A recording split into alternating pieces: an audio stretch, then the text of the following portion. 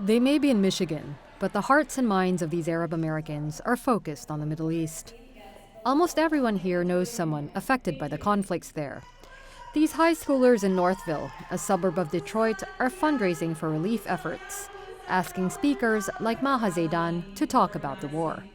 I'm talking about the thousands of lives that we have lost in Gaza and the blood that has been shed in the streets.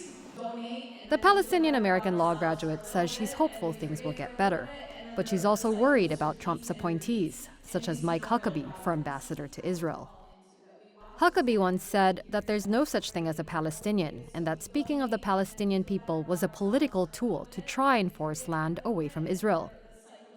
It's very disappointing to see who he chose to appoint, because it seems like they are all part of this broader agenda to continue to support Israel and to continue to ignore and completely act like they are not committing crimes, like no children are dying, like no civilians are being targeted.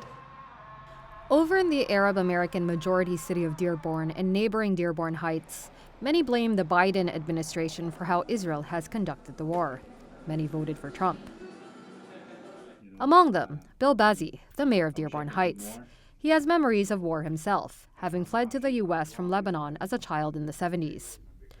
Bazzi campaigned for the president-elect in Michigan, despite Trump's track record of supporting Israel. The cabinet picks don't bother him, but U.S. military aid does. Stop shipping weapons. What they're doing with the weapons is totally against everything that we believe in. You know, like us, when I was in the military, you know, you have rules of engagement. You know, you have things that you have to abide by. So why are we abiding by something then the people that we're sending weapons to, they're not abiding by the same rules? Other Arab Americans felt so strongly about this that they chose to leave the top of their ballot blank, or voted for a third party to show their disapproval of U.S. policy towards Israel. Like Khalid Turani, a Palestinian-American activist we met in Michigan a year ago.